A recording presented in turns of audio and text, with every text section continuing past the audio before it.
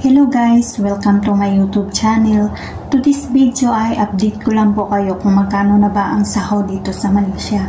Kasi hinintay natin yung memo galing sa government ng Malaysia para ma-confirm talaga na yung sahod dito ay tumaas na. So dati $400 US. So ngayon ginawa ng $500 US. So kailangan lang natin hintayin yung memo galing sa Malaysia, sa government ng Malaysia, kasi approve na po dito yung sahod na sa pagtaas ng sahod dito.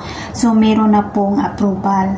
So ang kailangan lang po natin talaga ay yung from the government of Malaysia talaga ang hihintayin natin na yung memo. So para ma-confirm talaga na tumaas na yung sahod dito, kasi yung ibang mga Pinay dito nagsasabi na nag-renew sila ng kontrata nila, sabi nila na tumaas na daw yung sahod nila. So nakalagay na doon sa kanilang kontrata na $500 US na yung nakalagay doon. So meron kasi mga ibang agency na nagsasabi na tumaas na. So dito sa Malaysia yun. So yung mga Pinay na nagtrabaho din dito, sabi nila na tumaas na nga.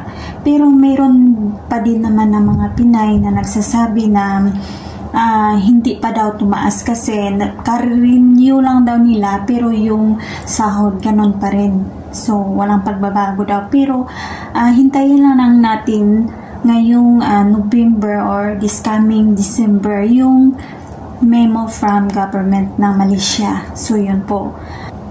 Tapos about naman po sa nagtatanong na paano na lang daw sila na hindi tinataasan ng sahod ng kanilang employer.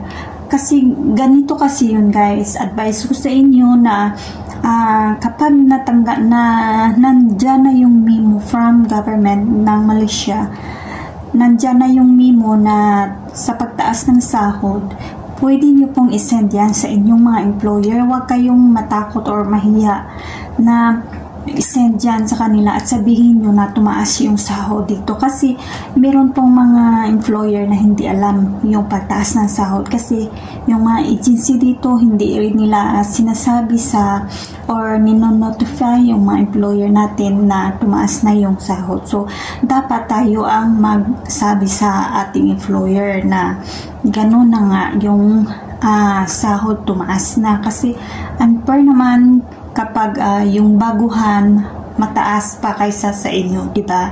So para tumawag yung employer nyo sa inyong agency, magtanong-tanong din yan kung talagang tumaas din pa. So para malaman din yan ng inyong mga employer, dapat na sabihin nyo talaga sa kanila.